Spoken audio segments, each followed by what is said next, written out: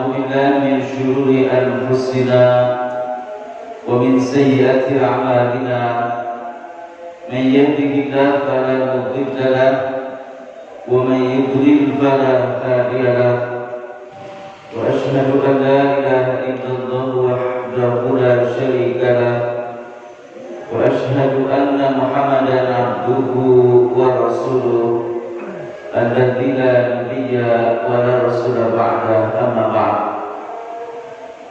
قال الله تعالى في كتابه الكريم أعوذ بالله من الشيطان الرجيم يا أيها الذين آمنوا اتقوا الله حق تقاته ولا تموتن إلا وأنتم مسلمون يا أيها الذين آمنوا أطيعوا الله وأطيعوا الرسول وأولي الأمر منكم فإن تنازعتم في شيء فردوه إلى الله والرسول إن كنتم تؤمنون بالله واليوم الآخر ذلك خير وأحسن تأويلا وقال رسول الله صلى الله عليه وسلم إني تركت فيكم أمرين لن تضلوا ما تمسكتم بهما كتاب الله وسنة نبيه. Hadirin hadirat buat iman jamaah Masjid Al-Mu'min yang saya hormati, sidang sholat subuh dan thalabul ilmi yang insya Allah dimuliakan Allah Subhanahu wa Ta'ala. Sesungguhnya segala puji hanya milik Allah semata, yang kita senantiasa memohon pertolongannya serta memohon ampunannya. Kita senantiasa berlindung kepada Allah dari segala keburukan dorongan hati dan hawa nafsu kita, serta berlindung kepadanya dari segala kejelekan amal perbuatan kita. Barang siapa yang diberi petunjuk oleh Allah karena senantiasa membuka hatinya untuk menerima hidayah petunjuk Allah, maka tidak ada seorang pun yang mampu menyesatkan dirinya. Dan barang siapa yang disesatkan oleh Allah karena senantiasa menutup hatinya untuk menerima hidayah petunjuk Allah, lalu Allah biarkan dia dalam kesesatan sesuai dengan pilihannya, maka tidak ada seorang pun yang mampu memberikan petunjuk hidayah kepada dirinya. Saya bersaksi bahwa tiada Tuhan yang berhak disembah, ditaati, dipatuhi segala titah dan perintahnya kecuali Allah yang satu, yang esa, yang tunggal, tidak ada sekutu baginya. Dan saya bersaksi bahwa sungguhnya Muhammad adalah hamba dan utusannya yang tidak ada nabi dan rasul sepeninggalnya. Allah Subhanahu wa Ta'ala berfirman, wahai orang-orang yang beriman, hendaklah kalian bertakwa kepada Allah sebenar-benarnya takwa. Hendaklah kalian takut terhadap murka dan siksa Allah dengan sesungguh-sungguhnya, dengan sebenar-benarnya, dan janganlah kalian mati kecuali dalam keadaan muslim. Wahai orang-orang yang beriman, taatilah Allah, taatilah Rasul, dan pemimpin di antara kalian orang beriman yang mentaati Allah dan Rasulnya. Maka jika kalian berselisih tentang suatu perkara, maka kembalikanlah perkara yang diperselisihkan itu kepada Allah dan Rasulnya, kepada Al-Quran dan As-Sunnah. Jika kalian beriman kepada Allah dan hari akhir, yang demikian itu lebih baik dan lebih bagus akibatnya. Rasulullah Muhammad sallallahu alaihi wasallam bersabda, sesungguhnya aku telah meninggalkan kepada kalian dua perkara. Selama kalian berpegang teguh kepada dua perkara itu, maka dijamin kalian tidak akan tersesat selama-lamanya. Dua perkara itu adalah kitab Allah Al-Quran dan Sunnah Nabi-Nya. Alhamdulillah, dengan takdir, irodah, inayah serta nikmat dan rahmat Allah SWT, pada hari ini kembali kita dapat berkumpul, bertemu wajah bermuajah, bersua, berjumpa dalam kegiatan rutin thalabul ilmi, menuntut ilmu agama Allah, mempelajari, mengkaji dan memahami Islam. Setelah kita menunaikan ibadah salat subuh berjamaah, khususnya pada setiap hari Ahad. Bapak dan Ibu yang saya hormati, dan kita kembali bersua berjumpa dalam kajian kita terkait dengan fikih ibadah yang kita sedang membahas dan menuntaskan tentang kaifiat sholat berjamaah. Bapak dan Ibu yang saya hormati, untuk diingat kembali bahwa pada bulan yang lalu kita telah membahas dan mengkaji kembali tentang orang yang lebih berhak menjadi seorang imam dalam sholat berjamaah. Dan kita telah bahas secara panjang lebar berdasarkan riwayat-riwayat yang sahih sampai kepada pembahasan tentang bahwa seorang imam itu memberikan pengaruh baik kepada makmum atau kepada ibadah sholat berjamaah. Sampai-sampai bagaimana rahimahumullah, Rasulullah Sallallahu Alaihi Wasallam memberikan warning, peringatan yang sangat keras agar ibadah sholat, yang ibadah sholat tersebut nilainya gugur, nilainya rusak, disebabkan karena ada orang yang mengimami ibadah sholat berjamaah, sementara imam tersebut tiba-tiba adalah orang yang tidak disukai oleh jamaahnya, tidak disukai oleh makmumnya. Jadi sampai seperti itu tiba-tiba akibatnya. Karena itu maka mengangkat seorang imam dalam sholat berjamaah sesuai dengan ketentuan yang berlaku, meskipun ketentuan berlakunya ada yang betul-betul terikat oleh hukum yang wajib, ada juga yang hukumnya sunnah muakkadah, sesuatu yang sangat diutamakan. Bagaimana rahimahullah, kenapa disebut dengan mengikat, bahkan itu wajib, dan ada yang sunnah? Karena ada perkara ketika melakukan ibadah sholat, lalu kemudian berjalan, lalu ada makmum yang dia datang belakangan, sementara makmum itu orang yang katakanlah memiliki kriteria seorang imam, tapi memang ia terlambat datang. Pertanyaannya, apakah harus digugurkan ibadah sholat yang sudah dilakukan dengan imam yang kemampuannya tidak sama dengan orang yang baru datang itu? Maka jawabannya tidak menggugurkan, karena ketentuan tentang seseorang dia lebih menguasai bacaan Al-Quran itu merupakan skala prioritas.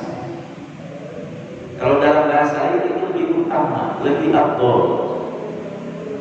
Sehingga kemudian pada saat ada orang melakukan ibadah sholat berjamaah dengan imam yang kemampuan melaksanakan memimpin sholat berjamaahnya itu tidak lebih baik daripada makmum yang datang masbuk.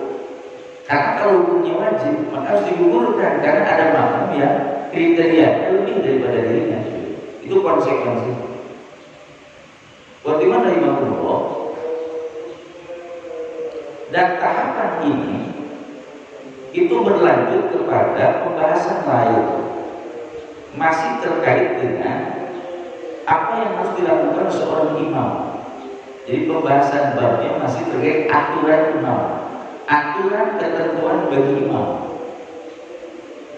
Yang pertama bagi imam, kalau kemarin terkait dengan persoalan kriteria imam dari segi kemampuannya, kredibilitasnya, kapabilitasnya buat imam. Nah sekarang terkait dengan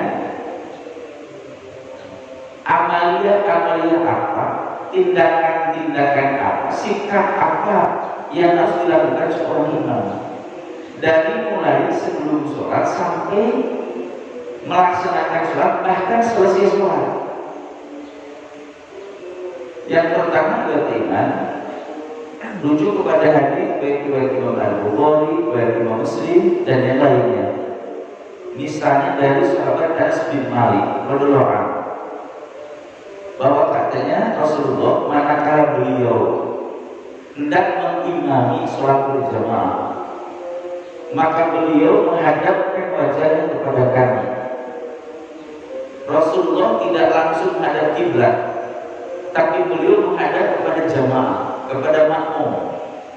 Lalu kemudian Nabi bersabda, "Aqimu sufufakum," luruskan saf kalian. Dalam hadis lain, Muslim dan Imam Bukhari dan Muslim, "Sawu sufufakum." Dalam hadis lain, "Tarasu wa atimu," luruskan, rapatkan dan luruskan saf kalian.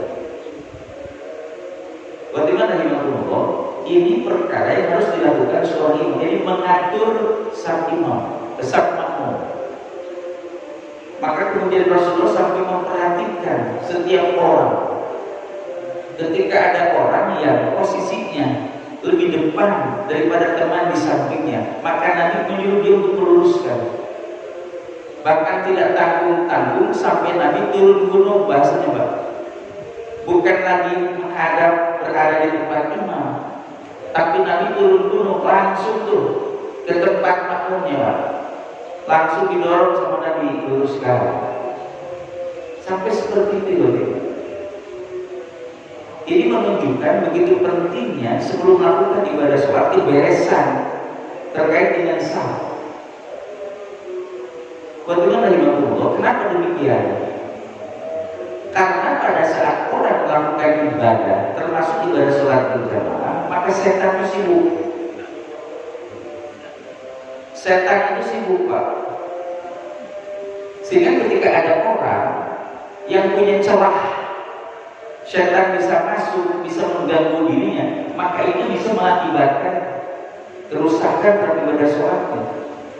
Memberi peluang kepada setan, orang yang melakukan sholat berjamaah kehilangan nilai. Maksud hati menurut gunung, apa daya gunungnya meletus, kata orang bilang. Maksud hati pengen dapat nilai sholat berjamaah yang 27 derajat itu. Itu bagi mereka yang memang melaksanakan ibadah sholat berjamaahnya taat asas, mengikuti aturan dan menjaga ibadah sholatnya. Maklum, kata Rasulullah, orang melakukan ibadah sholat nilainya ada yang 1/9, ada yang 1/8, ada yang 1/7, ada yang 1/6. Jadi kalau 1/5, 1/4 terus sudah hebat gitu. Kenapa begitu? Karena setan sibuk. Dan ketika setan sibuk, banyak orang yang berhasil. Jadi melek, nggak fokus, nggak khusyuk beriman. Banyak yang diingat, padahal dia sedang sholat. Itulah kata Rasulullah, orang mendapatkan nilai sholat itu nggak ada yang sampai full gitu Pak. Paling banter itu 1/6 gitu. Nah disinilah merupakan sebuah tantangan luar biasa untuk mendapatkan nilai 27 derajat dan bonus-bonus lainnya dari para sholat berjamaah itu butuh perjuangan. Nah di antara yang diingatkan adalah aturannya yang sangat ketat. Sampai Rasul mengatur saf. Itu kebaikannya untuk siapa? Bukan hanya untuk jamaah saja, tapi untuk pribadi-pribadinya. Kemudian bagaimana Rasulullah? Yang kedua, Rasulullah ketika beliau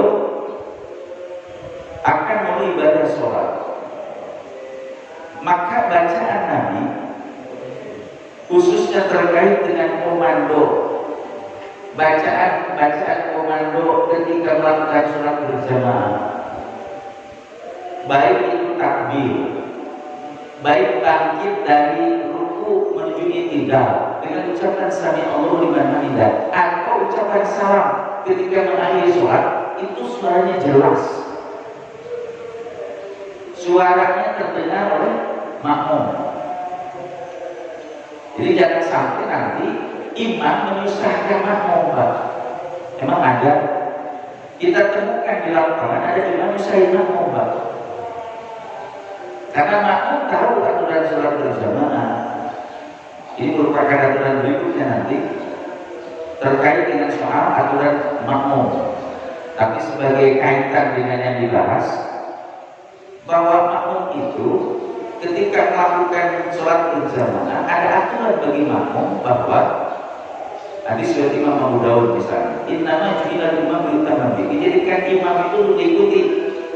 Fa idza kabaru fakabiru, apabila imam takbir maka takbirlah kalian wahai makmum. Wala tukabiru hatta yukabiru, kalian makmum jangan takbir sehingga imam takbir. Itu salah satu aturan bagi makmum dalam sholat berjamaah, bahwa makmum harus mengikuti imam, jangan mendahului imam atau membarengi imam.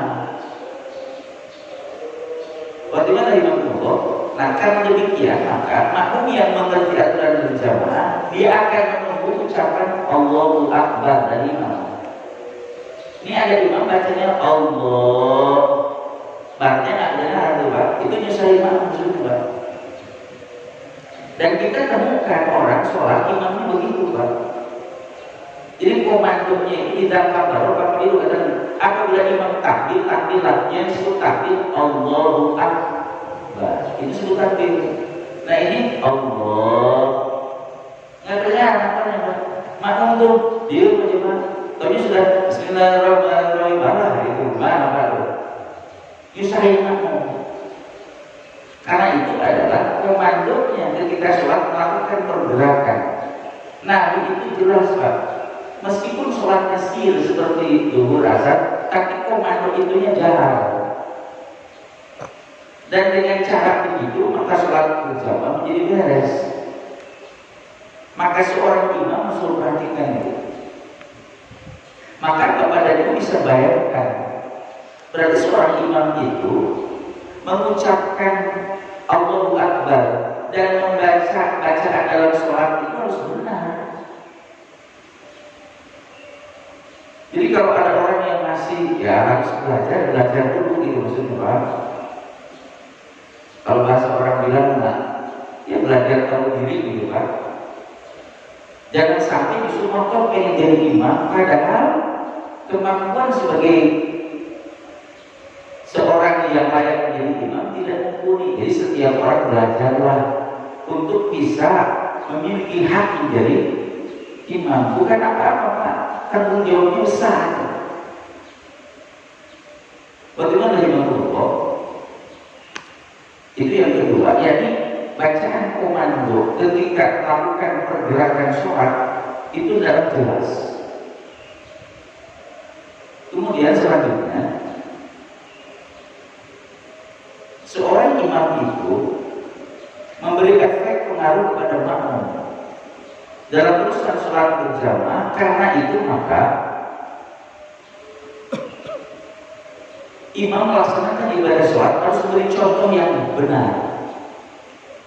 Jadi seorang imam dalam sholat berjamaah itu dia harus melakukan ibadah sholat itu dengan benar, karena memberi pengaruh. Apa itu, Pak? Pengaruhnya apalagi bagi makmum yang berprinsipnya pokoknya kalau imam itu melakukan sesuatu saya akan lakukan, karena imam dijadikan untuk diikuti. Nah, tunjukkan di surat Imam Bukhari ketika Rasulullah ditanya tentang bagaimana kami melakukan sholat berjamaah di belakang imam fajir, di belakang imam yang durhaka. Imamnya durhaka, maksudnya ada orang, Pak, orang itu nggak benar, tak jadi imam di masjid tersebut tiba-tiba. Nah, ketika kemudian para sahabat itu sholat di belakang imam itu, kira-kira bagaimana nilainya? Sahabat enggak gitu. Rasul bersabda, yusalluna bikum, mereka para imam itu sholat untuk kalian, mengimami kalian. Fa'in asobu falakum walahum, jika yang dilakukan mereka itu benar dan kalian mengikuti yang benar itu, falakum walahum, maka pahalanya buat kalian dan buat mereka. Fa in akhbaru falakum wa alaihim. Tetapi jika yang dikerjakan imam itu salah, lalu kalian tidak mengikuti yang salahnya, maka falakum wa alaihim, pahalanya buat kalian dan kesalahannya buat imam itu sendiri. Itu kalau makmumnya nggak ngikutin yang salahnya, gitu Pak. Tapi kalau makmum ngikutin yang salahnya, maka kesalahan itu bukan untuk imam tapi juga kepada makmum. Karena itu seorang imam ketika melakukan ibadah sholat harus nyontohin yang benar. Mungkin Bapak bertanya, emang ada contohnya? Ada. Kan sekarang itu trennya bagus harus dijaga. Karena di mana-mana sekarang orang sudah sangat termotivasi, terdorong untuk mengikuti kegiatan tahfidz Al-Quran, bahkan lembaga tahfidz di mana-mana. Sehingga ada kader kita yang usianya anak-anak baru usia 15 tahun, 17 tahun itu sudah hafal Quran 30 juz. Lalu kemudian dimintakan oleh masjid tertentu untuk menjadi imam. Ternyata lembaga tahfidz itu memang prioritasnya hanya tahfidz Quran. Sementara kemampuan atau pengetahuan tentang ibadah sholat itu tidak dan belum digarap, gitu maksudnya, belum diajarkan. Akhirnya imam yang mengimami sholat itu yang menjadi utamanya adalah bacaan Quran, gitu Pak. Sementara ibadah sholatnya tidak diperhatikan. Akhirnya jamaah terganggu juga dengan apa? Dengan kaifiat ibadah sholatnya. Yang menurut mereka ini orang apa tidak belajar tentang sholatnya, gitu Pak. Ruku sujudnya, gitu Pak. Nah, karena itu bagaimana seorang imam berarti bukannya kemampuan baca Al-Quran, tapi pengetahuan tentang ibadah sholatnya. Karena itu bisa berpengaruh kepada kualitas ibadah sholat berjamaah. Apalagi kalau makmum Pak, maka itu berakibat batal. Sudah berapa Pak? Sudah 3 ya? Yang keempat, bagaimana rahimahullah, ini terkait dengan bahwa seorang imam itu juga harus peduli bukannya sebelum sholat, tapi juga ketika sholat itu berjalan. Apa itu imam? Rujuk kepada hadis riwayat Imam Al-Bukhari dan Imam Muslim dan yang lainnya. Kata Rasulullah, "Idza shalla ahadukum linnas." Apabila seorang dari kalian mengimami sholat bagi orang-orang, mengimami sholat para jamaah, falyukhaffif, hendaklah ia meringankan sholatnya. Fa inna fihi mudghim, karena pada jamaah, pada makmum itu bisa jadi ada orang yang lemah. Fa inna fihi mudghim, bisa jadi ada orang lemah. Wal kabir, ada orang yang manula, orang sepuh. Wadal hajat, dan orang yang punya keperluan. Jadi seorang imam dia harus bijak. Karena itu kenapa Rasulullah sebelum sholat menghadap imam itu bukan hanya mengatur saf, tapi memperhatikan makmum. Oh ternyata, ini kuat-kuat nih, itu paling tidak ya. Tapi kalau kemudian dimungkinkan di jamaah itu ada orang yang sakit, dalam hadis sahih ada yang sakit, maka kata Nabi sholat berjamaahnya itu hendaklah ringankan, jangan diperlama, jangan diperberat. Apalagi Pak, orang ada yang datang ke masjid itu semata-mata ingin melaksanakan sholat fardunya. di rumah gitu Pak. Jadi mengutamakan betul dia sholatnya di masjid. Padahal dia punya keperluan yang sama. Nah, ketika seorang imam disuruh memperberat, itu bisa jadi masalah. Kata siapa? Itu terjadi di masa Rasul sendiri. Ada seorang jamaah beriman ikut sholat berjamaah. Ternyata sahabat yang mengimami sholat itu membaca surah yang panjang.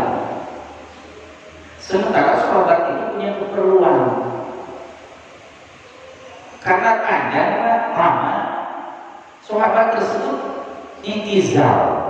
Intizal itu mengundurkan diri dari berjamaah dan dia sholat menyelesaikan sendiri. Jadi munfarid Pak. Tadinya berjamaah jadi munfarid Pak. Mohon maaf ya, itu menjadi dalil bagi para ulama yang menyebutkan bahwa sholat berjamaah itu hukumnya bukan wajib, tapi sunnah muakkadah. Bahasanya Pak, kalau ada orang yang nggak suka sholat itu tercela gitu maksudnya Pak. Bukan dosa. Karena kalau dosa kalau sendiri berarti berdosa, nggak sah dan berdosa gitu Pak. Itu menurut sebagian para ulama hadis ini. Kenapa? Karena orang ini memisahkan diri. Saya sendirian selesai. Nah, orang tersebut sendirian itu diketahui sama imam bahwa ada orang yang mengundurkan diri Pak dari berjamaah. Apa kata sahabat tersebut? Sahabat itu bilang, nama sahabatnya Mu'ad bin Jabal. Mu'ad, sahabat Nabi yang kemudian diutus oleh Nabi menjadi gubernur di Yaman. Nah, Mu'ad ini pernah ditegur gara-gara mengimami sholat dengan bacaan yang lama Pak. Tapi kemudian sebelum diadukan kepada Nabi persoalan itu, Mu'ad kemudian mengatakan kepada orang tersebut, bahasanya agak ya keras juga Pak, kamu itu seperti orang munafik ya, itu kata Mu'ad kepada orang itu. Kenapa kamu itu mengundurkan diri, mengasingkan diri, memisahkan diri dari jamaah? Kata beliau, saya punya keperluan. Karena itu terjadi, ya katakanlah friksi, bagaimana, clash sedikit gitu, diadukan kepada Nabi oleh orang tersebut. Ya Rasulullah, itu saya bikin sama Mu'ad. Kata Mu'ad, ya habisnya dia lagi sholat berjamaah baru diri, kayak orang munafik aja. Pada saat itu Rasul bisa menegur Mu'ad bin Jabal, bukan makmumnya Pak. Kata Rasulullah, apa tangan dari Mu'ad? Hai Mu'ad, ente mau bikin fitnah ya? Gitu kata Rasulullah. Maksudnya apa? Jangan dikira Rasul ngajarin begitu. Rasul nggak ngajarin kayak gitu. Jadi dia bikin fitnah, gitu Pak.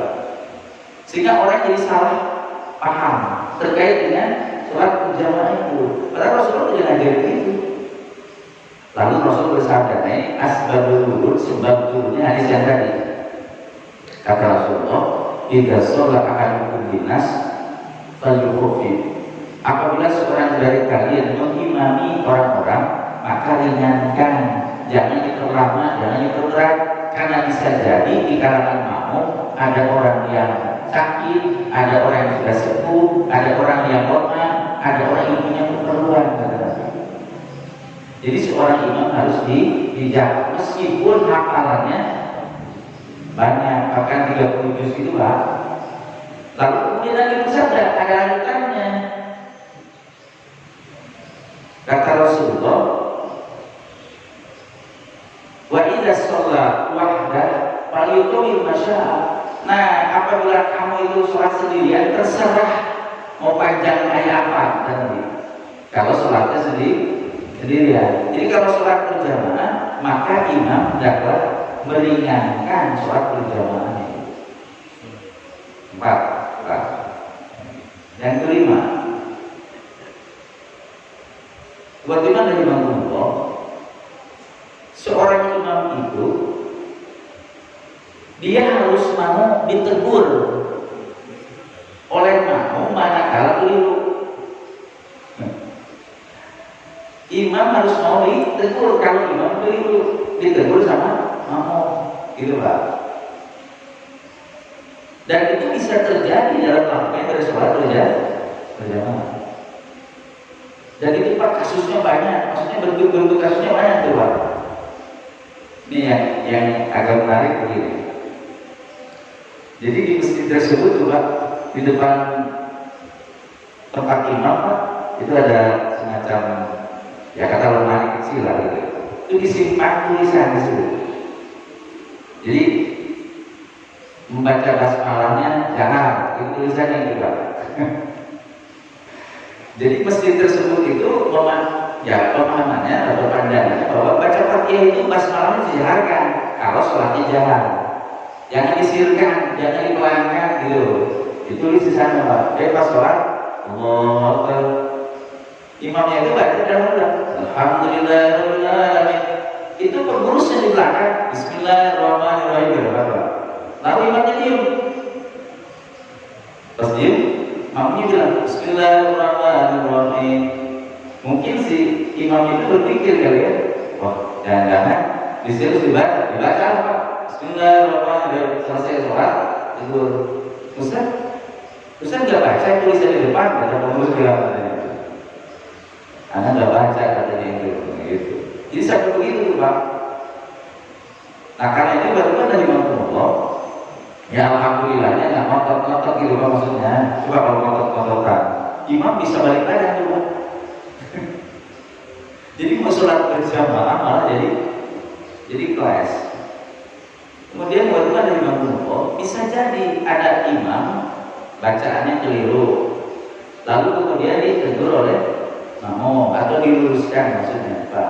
Maka imam ya harus mau mengikutinya karena keliru. Termasuk manakala lupa terkait dengan rakaat atau dengan gerakan tertentu buat imam. Maka ketika ditegur oleh makmum subhanallah, maka hendaklah ia mengikuti, kecuali kalau dia yakin bahwa yang dia lakukan itu benar.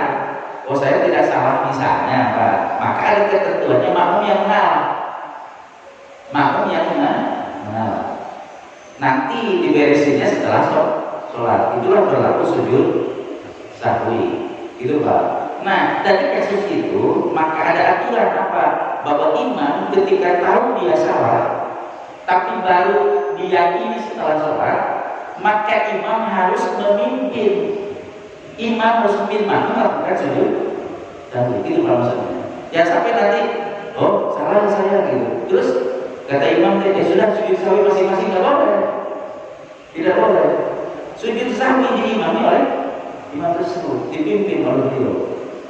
Nah ini buat imam aturan-aturan yang terkait dengan imam. Sampai situ tidak. Terakhir dalam pertemuan ini, bahwasanya seorang imam itu meluruskan setelah sholat. Apa kejadian? Satu kejadian ketika masa Rasul, ada sahabat yang datang belakangan masuk. Lalu kemudian tiba-tiba ia berdiri di belakang saf sendirian. Nggak ada teman atau nggak masuk ke saf, dia pokoknya sendirian. Sholatnya sholat isya Pak, rakaat kan. Selesai sholat dia bilang istaghfir sholat ulangi lagi sholatmu. Fa innahu la sholata lil farid al-qasr. Karena tidak ada tuh sholat seseorang sendirian di belakang saf katanya. Jadi kalau mau berjamaah lalu punya saf sendiri minimal 2 orang. Jadi kalau sendirian nanti menyuruh dia untuk mengulang istaghfir sholat. Nah, ketika dia disuruh mengulang sholat, kan dia jadi sendirian tuh Pak. Karena kan masuknya sendiri Pak. Lalu kata Nabi, ala rajulun yatasaddaqu fayuslimahu. Ada nggak di antara makmum yang sudah ikut sholat, Pak, yang mau bersedekah sama laki-laki ini, sama orang ini yang terlambat? Maksudnya supaya dia tetap mendapatkan pahala berjamaah. Maka ada sahabat tanya ya Rasulullah, sok silakan berjamaah sama dia. Dan bagi kamu sunnah. Jadi bagi orang yang sudah sholat, kata Nabi, kamu itu sunnah nafilah. Lalu kemudian berjamaah 2 orang tersebut, maka orang yang masbuk tadi dapat pahala berjamaah. Itu sampai utamanya berjamaah sampai begitu Nabi. Sampai orang yang sudah sholat ditawari, siapa yang mau sholat supaya dapat sholat berjamaah nilainya. Itu satu kasus. Kasus lain, hadisnya riwayat Imam Al-Bukhari. Ada sahabat yang terlambat, namanya Abu Bakr. Bukan Abu Bakar, Abu Bakr. Abu Bakr itu salah seorang mantan ambasadornya Rasul. Ditanya sama saya, dimerdekakan. Abu Bakr itu itu suatu ketika terlambat. Lalu ketika datang ke masjid, Rasulullah itu sudah sedang melaksanakan ibadah sholat. Maka disebutnya terlambat, mas bukan? Posisinya sedang ruku. Nah, sahabat Abu Bakr beriman itu di pintu masjid, langsung takbir Allah terus ruku. Begini, Pak. Lalu kemudian dia masuk ke saf dalam keadaan ruku. Begini, Pak. Itu Abu Bakr itu, Pak. Jadi jangan Bapak kira hari ini doang yang ada aneh, dulu juga ada aneh. Abu Bakar itu kan di pintu Allahu Akbar terus masuk ke saf dalam keadaan ruku. Bapak bisa bayangkan orang dalam posisi ruku berarti beban di bawah, betul Pak? Beban dulu kan di bawah, Pak. Karena beban dulu ke bawah, maka akan terdengar bunyi beban, berisik, kata-kata itulah bahasanya, Pak. Itu kedengaran sama Nabi. Maka kemudian saudara Nabi bersabda, siapa tadi yang melakukan begitu? Abu Bakar, ya Rasulullah, saya. Kata Rasulullah, zadatul hirsan wala ta'am. Semoga Allah menambah semangatmu untuk mendapatkan sholat berjamaah. Jadi Rasul tahu tujuan dia melakukan itu apa. Itu saking gemarnya dia untuk mendapatkan berjamaah, gitu loh. Tapi caranya salah, kata Nabi, wala takut, cara tadi jangan diulang. Cara yang tadi itu salah, kata Nabi, jangan diulang. Bukan dari Rasulullah, ini hadis merupakan di antara yang melahirkan pelajaran bahwa seorang imam itu memperhatikan makmum bukan sampai selesai dalam pengertian salam sudah beres. Ketika ada orang yang keliru, maka ada kaitan dengan soal kualitas sholatnya, apalagi tidak sah, maka Nabi kemudian menyuruh dia untuk mengulang sholat jika terjadi kesalahan itu. Waktu dari Rasulullah, dan saya tidak akan lebih panjang lebar terkait hadis itu yang Abu Bakar tadi, meskipun memang hadis Abu Bakar nanti ada pembahasan sendiri, ya. Jadi menjadi dalil bagi sebagian para ulama bahwa dapat ruku dan rokaat itu dalil utama itu, Pak.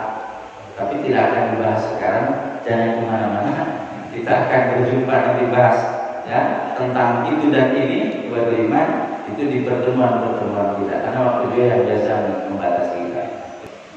Baik, karena matahari sudah tinggi, demikian dapat saya antarkan. Mudah-mudahan bulan yang akan datang kita berjumpa lagi dalam keadaan sehat walafiat serta tetap istiqomah dalam ketaatan kepada Allah Subhanahu wa taala. Amin. Yang menjadi sairin, qul qouli hadza wa astaghfirullah li wa lakum. Rabbana la tuzigh qulubana ba'da idh hadaytana wa hab lana min ladunka rahmah innaka antal wahhab. Allahumma arinal haqqa haqqan warzuqna ittiba'ah wa arinal batila batilan warzuqna ijtinabah. Rabbana afrigh 'alaina sabran wa tsabbit aqdamana wangsurna 'alal qaumil kafirin. Rabbana hab lana min azwajina wa dhurriyyatina qurrata a'yun waj'alna lil muttaqina imama. Rabbana taqabbal minna innaka antas samiul alim wa tub 'alaina innaka antat tawwabur rahim. Rabbana atina fid dunya hasanah wa fil akhirati hasanah wa qina adzabannar. Walhamdulillahi rabbil alamin. Assalamualaikum warahmatullahi